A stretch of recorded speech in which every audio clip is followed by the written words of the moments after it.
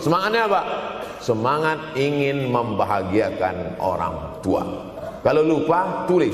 Biasanya mahasiswa ini kan suka lupa, tulis di dinding kamar. Semangat bahagiakan calon mertua. Syukur-syukur nggak usah diomongkan dulu, kasih surprise. Senang. Mama, ayah, ini gaji pertama. Dia buka, tengok 700.000. Yang dimuliakan Allah Subhanahu wa taala, maka kita harus sering-sering bersama. Apa ini takbir? Takbir itu ngusir setan. Tadi saya ceramah jam 4:30. Sekarang sudah jam 5:30 Artinya saya sudah ceramah 70 menit. Ini sudah keluar dari kode etik. Karena di mana-mana saya ceramah 60 menit. Kenapa bisa Ustaz Somad ceramah 70 menit di Universitas Ahmad Dahlan ini? Kenapa? Semangat. Semangat yang membuat kita. Padahal berdiri lagi. Tahan. Belum sarapan lagi. Tahan. Artinya apa? Yang membuat kita kuat itu bukan materi, bukan makanan, tapi semangat. Maka jangan sempat kehilangan semangat, bangkitkan semangat. Semangat terus. Semangatnya apa?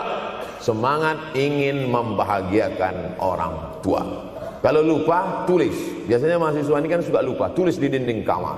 Semangat bahagiakan calon mertua.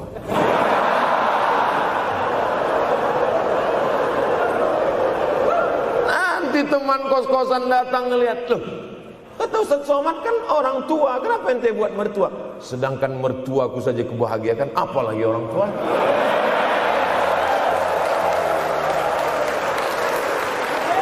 Begitu hebatnya. Cuman kadangnya kita hanya mendapat ini hanya di sinetron-sinetron saja. Real nyatanya di mana? Datanglah ke Universitas Ahmad Dahlan. Jadi hidup ini harus ada target yang mau dicapai. Banyak orang targetnya nggak benar. Saya ingin menjadi orang yang punya kepribadian, Pak Ustadz. Rumah pribadi, mobil pribadi. Target bahagiakan orang tua. Gaji pertama kalau kerja nanti umroh. Oh, gitu. Ma, doakan. Nanti kalau aku kerja, insya Allah gaji pertama nanti memberangkatkan umroh. Syukur-syukur nggak usah diomongkan dulu, kasih surprise. Senang. Mama, ayah, ini gaji pertama.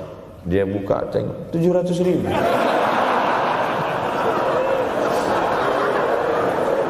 Menangis dia menerima gaji pertama itu.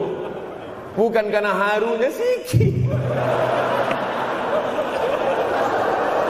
Gitu dia buka amplop, oh kok setitik loh. Haru dia. Kenapa setiap mendapat hadiah dari anak, orang tua selalu meneteskan air mata? Karena kita tidak pernah besar dalam pandangan matanya. Kita, sehebat apapun, kita tidak pernah besar di matanya.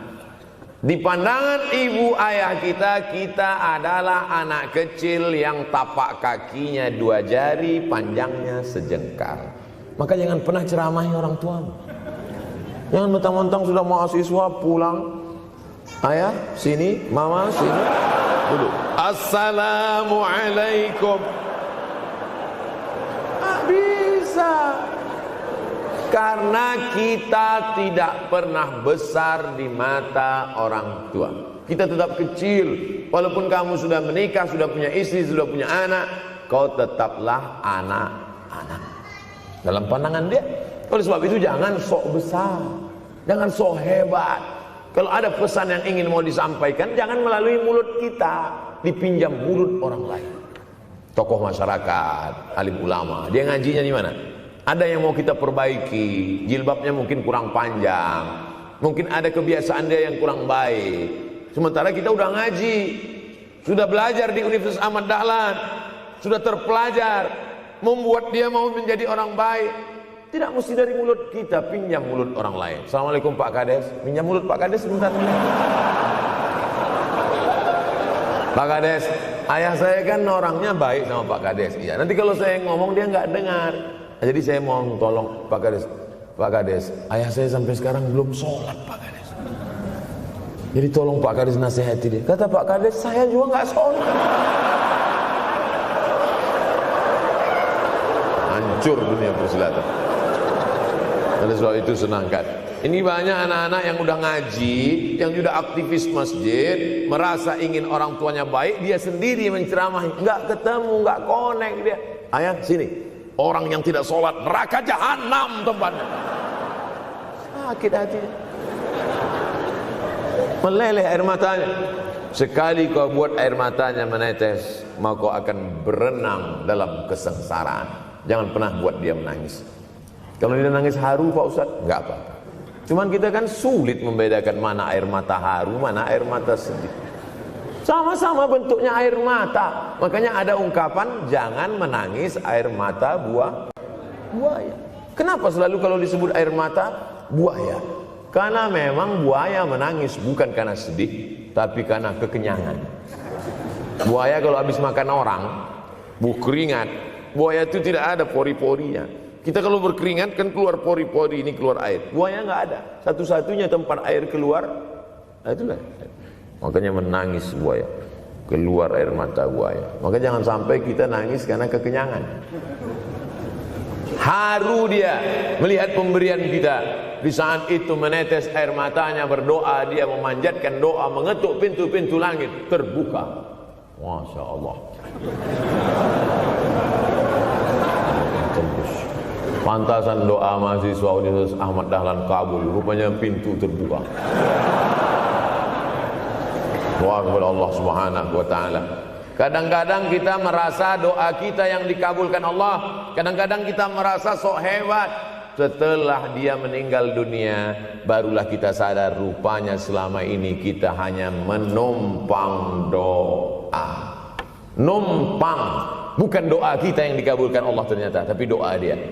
Tapi dia tidak pernah cerita itu. Dia nggak pernah ngomong. Apa pernah dia panggil kita? Sini sebentar. Aku sudah capek doain itu. Nggak pernah dia bilang itu. Dia cukup mengadu tengah malam, ya Allah, anakku ini jadikan dia berhasil kuliahnya, ya Allah. Sudah hampir 14 semester nggak selesai-selesai. Dia mengadu kepada Allah Subhanahu wa taala. Ma, aku susah ini sekarang. Susah kenapa? Skripsiku ditolak terus. Pembimbing kemarin itu mempersulit terus. Berdoa dia tengah malam, ya Allah, lapangkan hati pembimbing itu supaya anakku cepat, ya Allah. Kalau enggak, matikan dia, ya Allah. Kabul, 2 hari setelah itu meninggal. Tapi kita tidak bisa request. Oleh sebab itu maka banyak-banyak dekatkan kepada orang tua, senangkan. Saya ceramah di Malaysia, dibawa jamaah ke mall. Ustaz Samad, esok kita tak ada tazkirah, tak ada tausiah. Kita nak pusing-pusing. Pusing-pusing maksudnya mutar-mutar. Pergilah kami ke mall. Sampai di lantai atas saya lihat anak-anak muda nyuapin orang tua. Ada restoran mahal, mewah. Itu kabarnya kalau mampir di restoran itu, makan, itu banyak yang nangis melihat harganya.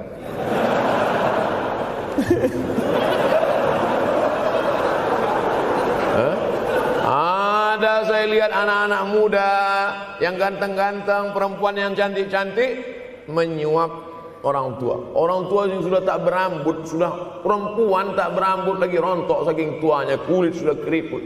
Duduk, didorong pakai kursi roda, dibawa ke mall, sampai di itu diberikan restoran tercanggih, termahal. Dia sendiri yang menyuapkan makanan.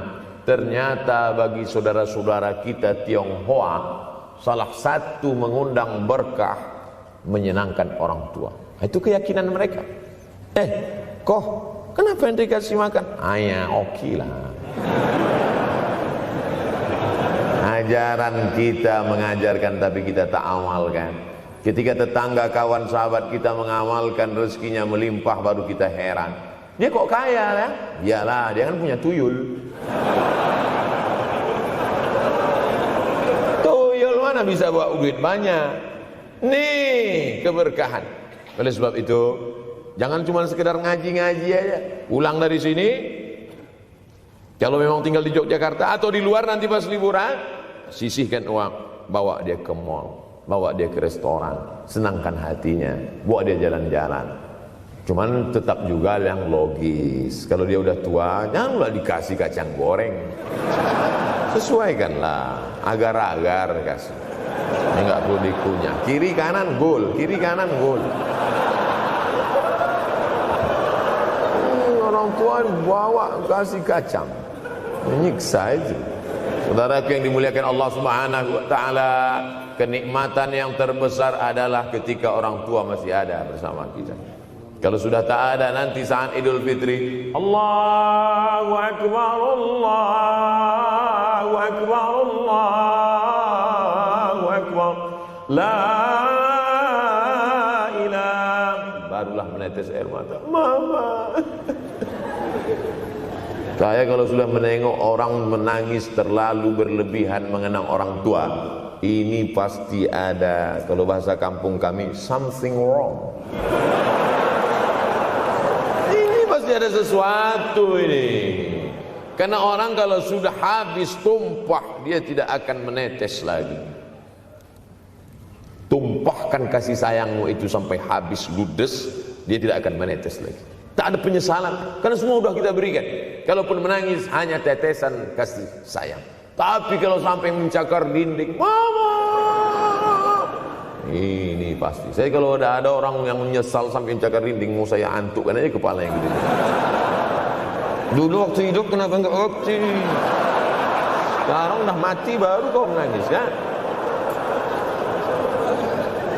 Senanda.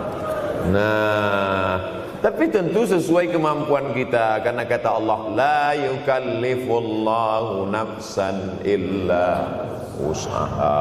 Allah tidak membebani